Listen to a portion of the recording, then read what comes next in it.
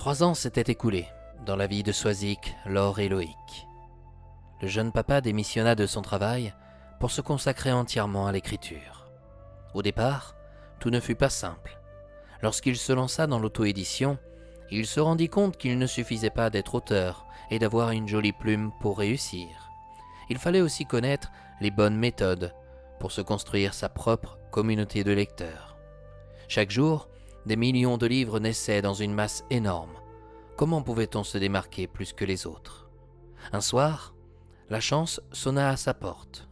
Au départ, Loïc crut à une arnaque. Il avait reçu un mail d'une maison d'édition réputée. Celui-ci lui apprenait qu'il avait obtenu la première place dans un concours d'écriture. C'est pourquoi il devait signer un contrat de toute urgence, car on envisageait une énorme publicité pour cette nouvelle saga de fantasy. Le jeune papa avait totalement oublié son inscription à ce concours. Les conditions de l'accord ne lui posèrent aucun problème. À l'heure où on l'appela, il s'apprêtait même à commencer le 3e volet. Mais il était tellement inspiré qu'il avait du mal à trouver du temps pour en consacrer à qui que ce soit, si ce n'est Swazik ou Laure. Des jours et des semaines passèrent jusqu'au moment où son téléphone fixe retentit. « Bonjour, je suis bien chez Monsieur Loïc, le Guénec ?»« Oui, c'est moi, » répliqua le jeune homme. « Que puis-je pour vous ?»« Je me présente, je m'appelle Gérard Leroy. J'ignore si vous avez reçu les mails que je vous ai écrits, mais je suis éditeur sur la région parisienne. J'ai lu votre histoire, Justitia, et j'aimerais bien savoir s'il serait possible de vous rencontrer. Sans vouloir vous flatter, vous avez du potentiel, cher monsieur, et il serait très dommage de ne pas faire valoir ce si beau récit rempli de magie, d'espoir, d'aventure et de suspense. J'attends avec impatience le tome 2. C'est gentil à vous. Sachez que vous avez remporté le concours de la meilleure histoire de fantasy. Il serait dommage de donner le prix à un autre auteur. Avait-il bien entendu? Un éditeur le contactait et souhaitait le voir. Il avait gagné la première place dans un concours d'écriture. Son premier? Voulant rester sur ses gardes, le jeune homme essaya tant bien que mal de garder son calme. Il déclara qu'il avait déjà auto-publié son livre. Il n'était pas dans ses priorités d'approuver un accord avec une société d'édition s'il devait verser de sa poche le moindre centime. « Oui, je vous comprends, » rétorqua l'éditeur. « Mais dans le concours auquel vous avez participé, en gagnant la première place, vous obtenez un contrat où l'on ne vous demande rien. Vous devez seulement m'autoriser à faire valoir votre histoire qui, à mes yeux, pourrait intéresser certains réalisateurs de films ou de dessins animés. Elle a tous les ingrédients pour plaire. » N'allons pas trop vite, affirma Loïc. Je veux bien vous rencontrer pour parler de tout ça, si cela ne m'engage à rien financièrement. Non, rassurez-vous, je vous appelais pour vous remettre juste votre prix et vous informer des suites à venir. Je vais devoir m'occuper de toute la publicité de votre livre. En retour, je vous demanderai d'être accessible à 100% pour répondre aux médias et être présent aux dédicaces que je vous organiserai. Quand seriez-vous disponible? Tout dépend de là où je dois me rendre, répliqua Loïc. Je suis de passage en Bretagne. Il me semble que vous vivez dans le Morbihan, non? Effectivement, je vois que vous êtes bien renseigné. Ah, quand on apprécie une histoire, on est toujours curieux de savoir qui se cache derrière. Enfin, moi, c'est ainsi que j'agis.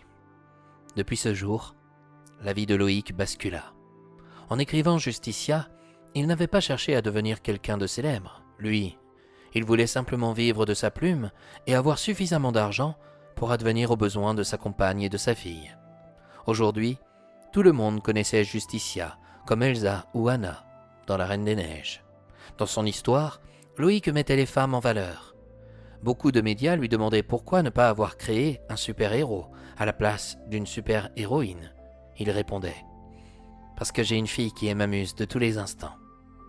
Lorsqu'il avait auto-édité son premier livre, peu de personnes l'achetaient parce qu'il n'effectuait pas ce qu'il fallait sur le plan marketing. Grâce à son éditeur, Gérard Leroy, ses séances de dédicaces devinrent plus intéressantes et Justitia prenait tellement de place dans sa vie que chez lui, Swazik, comme Laure, portait même des t-shirts de leur héroïne favorite. Un soir, il rentra chez lui complètement harassé. « Ta journée a été bonne, mon amour ?» demanda Laure. « Épuisante, mais passionnante. Savoir que j'étais à Marseille cet après-midi, c'est fou, non? Qui aurait pu croire une telle ascension pour moi? Moi, j'étais sûr que Justicia allait plaire, répliqua Swazik. Et désormais, je ne suis pas la seule à l'apprécier. Et que préfères-tu entre le film et le livre? Demanda son père. Ni l'un ni l'autre. J'aime quand c'est toi-même qui me racontes l'histoire. D'ailleurs, je voudrais bien que tu me lises le tome 2. C'est confidentiel, tu le sais bien. Le seul qui peut le feuilleter, c'est mon éditeur. Mais moi, je suis ta fille. Je t'ai soutenue dès le départ. Swazik n'insiste pas. Durant le dîner, Loïc raconta sa rencontre avec de jeunes lecteurs qui lui posaient sans arrêt des questions sur Diram, le village des nains. Swazik l'écouta attentivement et essaya à plusieurs reprises de savoir ce qui allait s'y passer. Quand ils eurent fini de manger, Loïc s'en alla prendre une douche et Laure s'employa à faire la vaisselle pour ensuite ranger leur cuisine. Quant à Swazik, elle devait filer au lit. Pourtant, ce soir, l'envie devenait trop forte. Dans le dos de ses parents, elle se dirigea dans le bureau de son père silencieusement.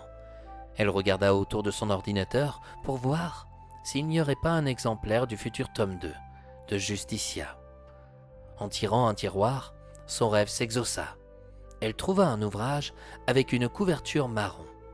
En lettres d'or, on pouvait lire Justicia, tome 2. Aussitôt, sans avoir de mauvaises pensées, elle décida d'amener le livre dans sa chambre. À toute vitesse, elle alla le cacher sous son oreiller. Il était temps, car Loïc sortit de la douche en même temps. « Tu n'étais pas encore couchée, ma puce ?»« Non, j'étais aux toilettes, » mentit-elle. « Ah, toi et tes toilettes.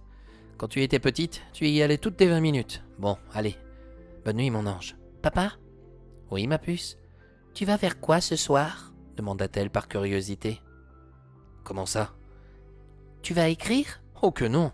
Je vais aller lire et dormir. »« Tu lis quoi en ce moment ? » ?»« L'Iliade d'Homère. C'est le premier chef-d'œuvre de la littérature grecque. Je te conseille fortement de le parcourir. »« Je préfère lire Harry Potter, voire Justicia, même si j'aimerais bien que tu me racontes la suite de l'histoire, » relança-t-elle. « Bien tenté, mais je te l'ai déjà dit. Tu devras attendre comme tout le monde. »« Pourquoi ? Tu sais, je sais tenir des secrets. » »« Justement, dans ce deuxième volet, j'aborde le thème de la confiance. Justicia va acquérir un nouveau pouvoir qui va l'empêcher de faire confiance à n'importe qui. »« C'est quoi ce pouvoir ?» se risqua Swazik. « Tu le sauras en temps voulu. »« Et le pouvoir de pardonner, elle va le récupérer ? » Dors au lieu de toujours tout savoir avant les autres. Loïc éteignit la lumière de sa chambre et lui souhaita une bonne nuit. Swazik attendit que ses parents aillent se coucher. Lorsqu'elle entendit son père qui commençait à ronfler, discrètement, elle prit le livre du tome 2 de Justicia. Avec une lampe de lecture à LED, elle entama l'histoire et se sentit soudainement privilégiée d'être la fille du créateur de Justicia. Pourtant, n'y avait-elle pas participé au départ, elle aussi, à sa construction ?